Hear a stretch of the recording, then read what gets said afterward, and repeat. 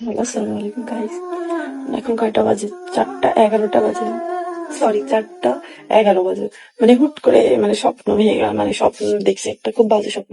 তো স্বপ্নে আসলে ঘুমটা ভেঙে গেল। তো মানে স্বপ্নটা আপনাদের কাছে শেয়ার করি, স্বপ্নটা যাতে সত্যি না হয়, এই জন্যই হুট করে ঘুমের থেকে উঠে মানে স্বপ্নটা আসলে আপনাদের মাঝে শেয়ার করতে আসছি। আমি আসলে স্বপ্ন দেখছি যে মানে আমি আলমের বাসায় বাসায় গেছি, মানে কোনাবাড়ি গেছি। যাওয়ার পরে ওইখানে যে আমি না, মানে আমি তো চিনি আসলে আমার শ্বশুরবাড়ি আমি চিনি, আমি চিনতে পারছি না। মানে ওইখানে যে আমি হাওয়া করে কানসাম কোনো রোড টোড দেখছি না। মানে আমি খুব চেষ্টা করছি যাওয়ার, কিন্তু ওদের বাসা পর্যন্ত পৌঁছাতে পারছি না। একটা কি যেন একটা বাধা। তো ওইটা দেখে মানে হুড়োতাড়া করে আমার ঘুম ভেঙে গেছে। আসলে আমি তো শর্মিলা, আমি শর্মিলার মতো না। মানুষ কার জন্য কান্নাকাটি করে, যে আসলে কান্নাকাটির যোগ্য মানুষ তার জন্যই কান্নাকাটি করে। আসলে মূলত আমি প্রত্যেকবার একই কথা বলি, আমি শর্মিলার মতো না। শর্মিলা তো বোকা, এই জন্য কান্নাকাটি করে, আলোর জন্য এখনো কান্নাকাটি করে। ও মানে ভাবে যে সংসার ছিল। আরে ভাই, যে তোর কখনো ভালোই বাসিনি, তার জন্য কান্নাকাটি করে লাভ কি? হ্যাঁ, বিয়ে করছি, আমিও বিয়ে করছিলাম, 8 মাস 7 মাস 8 মাস সংসার করেছি। উম, স্বামী ছিল, স্বামীর প্রতি ভালোবাসা থাকবে, এটাই স্বাভাবিক। কান্নাকাটি করলে আসলে মানুষ ভাববে যে চলে আসছে, ওইখানে যাওয়ার জন্য আবার কান্নাকাটি করছে। আর আসলে ব্যাপারটা এরকম না, শর্মিলাও আসলে ফিরে যাওয়ার জন্য কান্নাকাটি করে এরকম না। মানে ব্যাপারটা হলো যে সংসার করতে গেছিলাম বা সংসার করতে পারিনি বা হয়নি, অন্যায়টা কি ছিল, এই জন্য আসলে মূলত শর্মিলা কান্নাকাটি করে। আর আমি আসলে আমার আমার যে কান্না আসে না, আমার যে খারাপ লাগে না তা না, আমারও খারাপ লাগে না। হলে দেখেন হুট করে এখন 4টা 11, 4টে 11 বাজতে এখন 14 বাজে, আমি কেন উঠে আপনাদের মাঝে কথা বলতে আসছি? মূলত আসলে মুখে না বলতে পারলে বুকে কি হচ্ছে এটা তো করা লাগে না।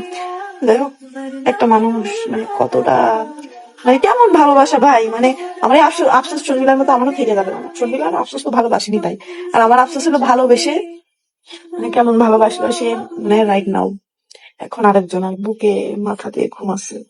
আসলে আপনারা তো অনেক কিছু বিচার বিবেচনা করেন দেশবাসী। তো এই বউ যখন থাকবে না তখন আপনারা বিচার বিবেচনা করবেন যে আসলে মূলত বউ থাকে না কেন, বউদের দোষ নাকি আলমের দোষ। আমি আসলে হুট করে ঘুমটা ভেঙে গেল, এই জন্য আপনাদের মাঝে আসলাম। মানুষ কতটা ছোট লোক, কতটা নিচে নামতে পারলে ঠিক আছে। একটা ঘরের ভিতরে অনেকগুলো বিয়ে করা যায়, মানুষের কপালে থাকলে বিয়ে করে বউ আনে, ওটা ঠিক আছে। কিন্তু একই ঘরের ভিতরে মানে 5-5টা বউ আনলো, তাও মেনে নিলাম। যে এই বিছানার চাদর আলম মানে একটা সুতো যদি 7 মাসে যদি একটা সুতো কিনেছে আমার কাছে শুনে যে এই জিনিসটা নিবো কিনা, এই পর্দাটা যখন নেই তখন বারবার অনেকগুলা পর্দা দেখানোর পরে ওই পর্দা, হ্যাঁ সরি, পর্দা আর বিছানার চাদর, এই বিছানার চাদরটা আমাকে দেখাইলো।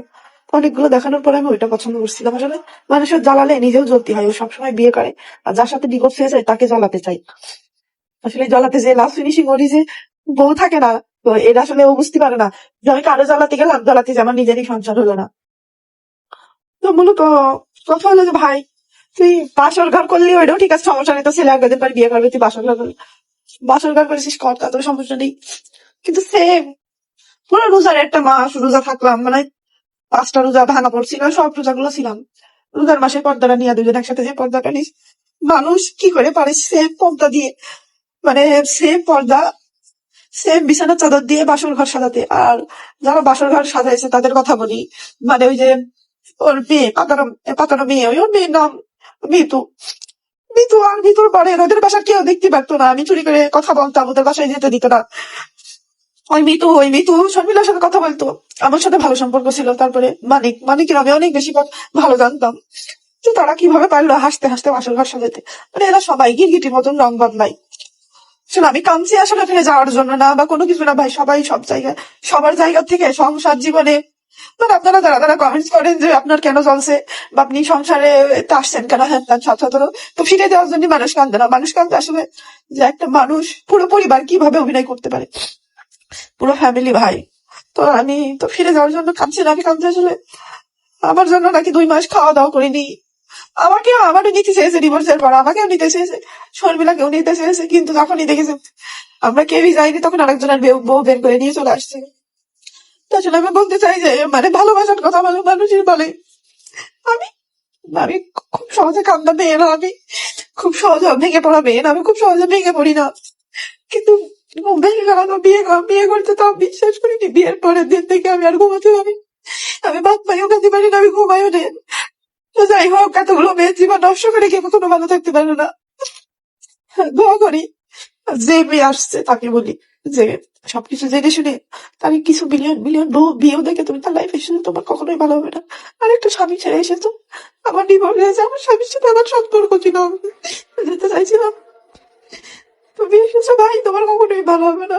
কারণ তুমি আমার সংসার বাগানে ঠিক আছে, কিন্তু আমার স্বামীর সাথে তোমার কন্ট্যাক্ট ছিল, কোনো না কোনো ভাবে তো সম্পর্ক ছিল। থাক, আমাদের এই সময় দোয়া করি তারপর ভালোর জন্য। ওই মেয়ে নিয়ে থাক, ওই মেয়ে নিয়ে সংসার করো। আমি কান্নাকাটি করি কিন্তু কোনো ভিডিও করিনি, কারণ এইসব ভিডিও টিডিও করলে মানুষ কয় যে তোর যদি এখন গেল কান্নাকাটি করছে, ফিরে ফিরে যাওয়ার জন্য বিশ্বাস করে নেই, আজান দিয়েছে, আজান দিয়ে তো মানুষ মিথ্যা বলে না, ফিরে যাওয়ার কোনো ইচ্ছা নেই। কষ্ট একটাই, যে আসলে আর কত মেয়ে জীবন নষ্ট হবে বলেন। আর ওই মেয়ে জেনে ছিল স্বামী স্বামী কেন আসলো, আমার তো এরকম না, ডিভোর্স হয়ে গিয়ে তারপরে তো কন্ট্যাক্ট ছিল, সবকিছু শেষ করে দিল ওই মেয়েটা। সব ভালো থাক, দোয়া করি।